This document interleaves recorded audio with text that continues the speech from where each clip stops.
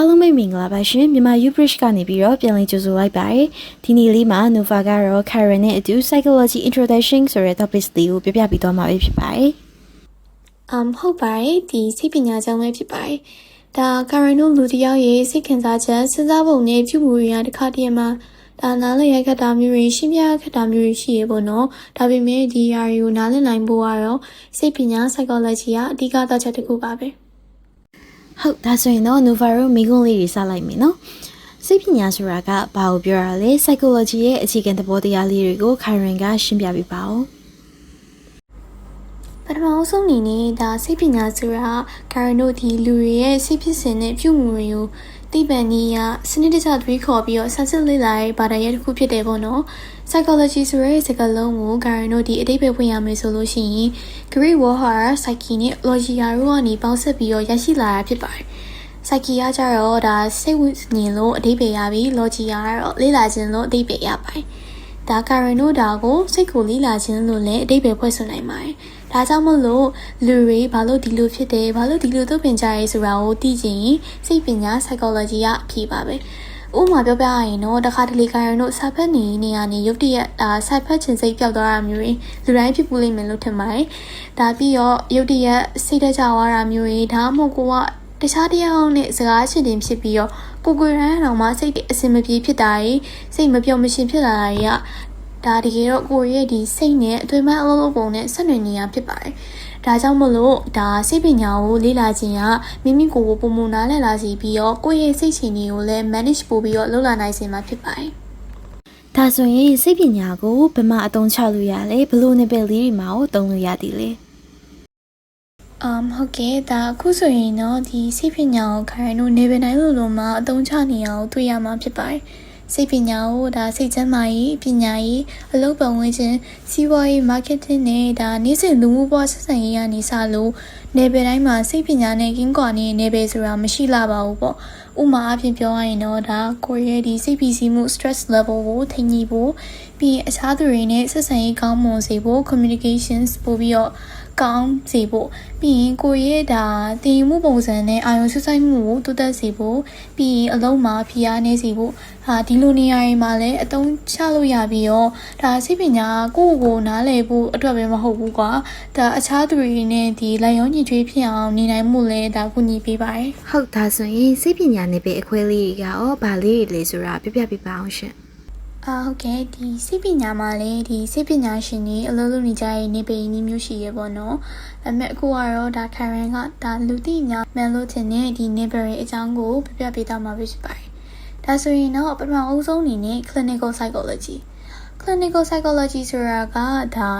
ဒီလူတွေရဲ့စိတ်ကျန်းမာရေးပြဿနာတွေဥပမာစိတ်ဖိစီးမှု stress ပြီးတော့စိတ်ညစ်တာတွေပြီးရင်ဆိုရင်ပူပန်မှုတွေဒါမှမဟုတ်ဒါစိတ်ယောဂတွေကိုတက်ဆိုင်ရာနည်းလမ်းနေနဲ့ဒါသုံးသပ်ပြီးတော့ကုသပြီးရဲ့စိတ်ပညာမျိုးစားတစ်ခုဖြစ်တယ်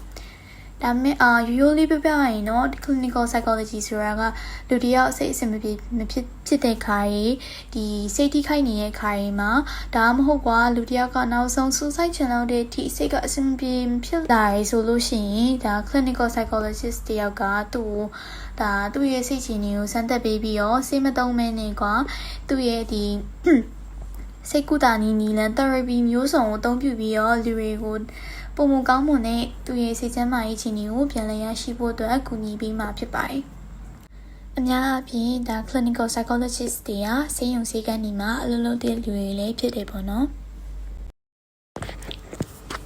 ဒုတိယတစ်ခုအနေနဲ့ကတော့ counseling psychology ဆိုတာကြတော့ဒါအလူများစုမှာတွေ့ရတဲ့စိတ်ပိုင်းဆိုင်ရာပြဿနာတွေစိတ်ဖိစီးမှုပြဿနာတွေဒါဆိုရင်ပူပန်မှုဝမ်းနည်းမှုနဲ့ဒါမှမဟုတ်ကွာလူကဒီ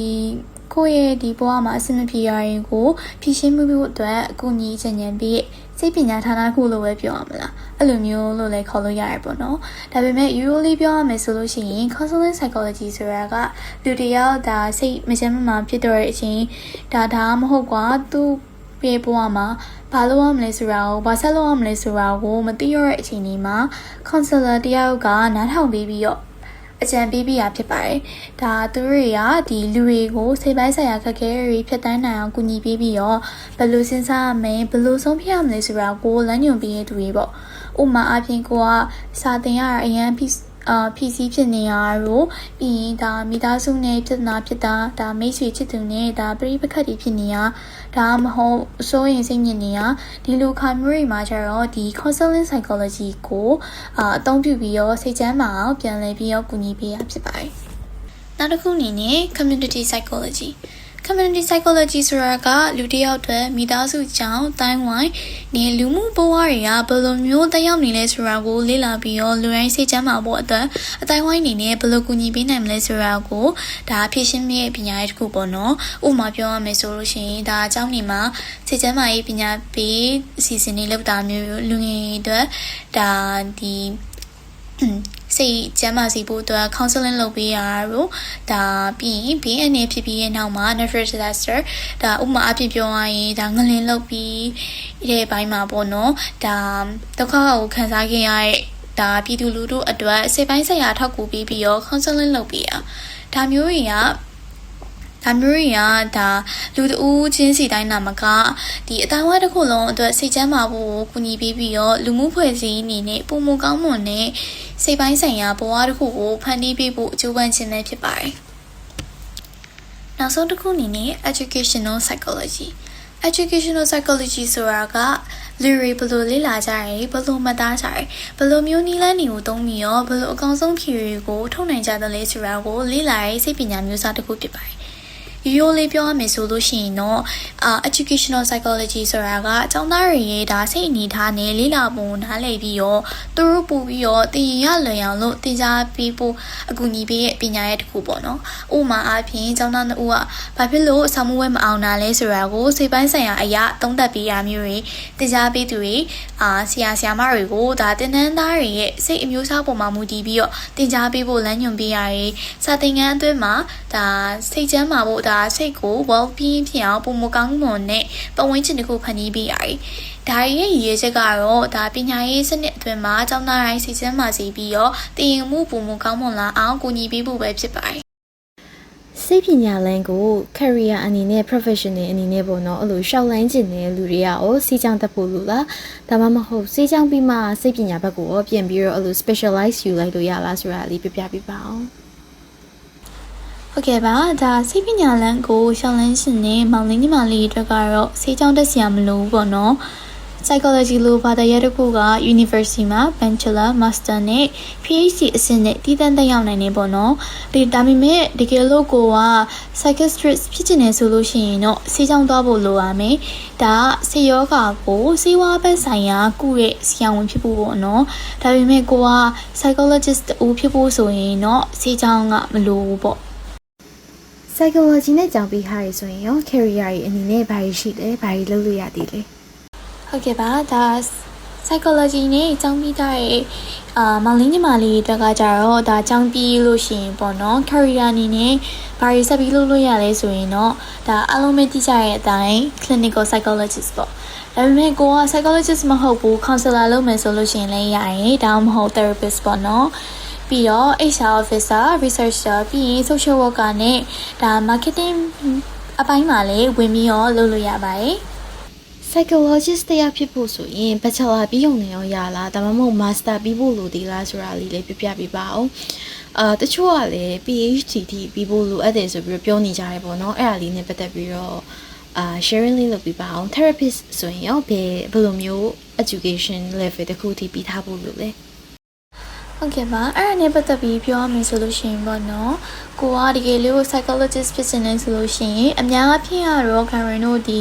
PhD နဲ့ site တီပွဲလိုရဲပေါ့နော်